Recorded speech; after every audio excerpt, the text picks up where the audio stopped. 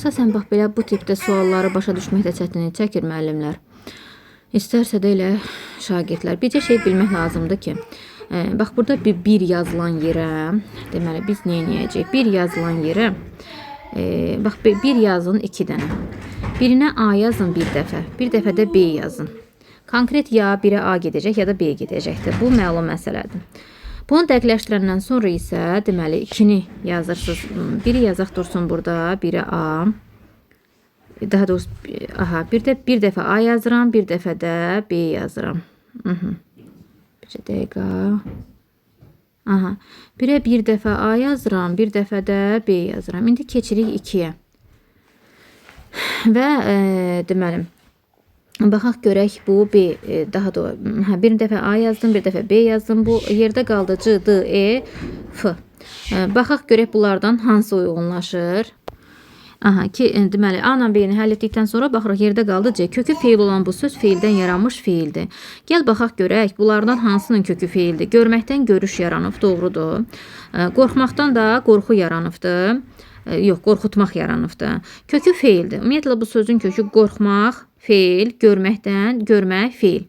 Hər ikisi feildir. Deməli C-ni hər ikisindən yazacağım 2-də. Yazdıq mı? Bundan sonra keçirik D-yə baxırıq. Bu feilin tərkibində leksik şəkilçilər 4 variantlı, qrammatik şəkilçi 2 variantlıdır. Gəl baxaq görək görüşdürülür sözündə leksik şəkilçilər hansılardır? Görməkdən görüş 4 variantlıdır, dür 4 variantlıdır, ül 4 variantlıdır. Qrammatik şəkilçi isə nə deyir? Deməli 2 variantlıdır. Xeyr, qrammatik şəkilçi neçə variantlı oldu? Ir, ir, ur, ür 4 variantlı oldu. Deməli, gördükmü? Deməli, bax buradakı D-ni bizim yuxarıdakı, bax buradakı 2-nin yanına yazmaq ixtiyarımız yoxdur. Çünki B-yə uyğun gəlir burada D yazdım. Yaxşı. Niyə? Ona görə ki, buradakı qrammatik şəkilçi and 2 variantlıdır. D-də bizə nə deyir? Deyir ki, 2 variantlı olsun. Bax, bu B-yə uyğun gəldi.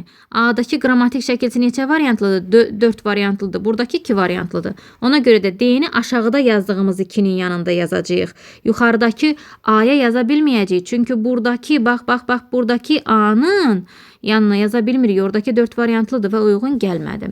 Keçirik C-yə baxırıq.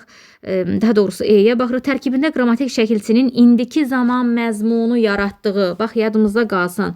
Bu yuxarıdakı qrammatik şəkilçi var, bax buradakı qrammatik şəkilçi onsuz indiki zamandadır. O zaman məzmununu yaratmayıb.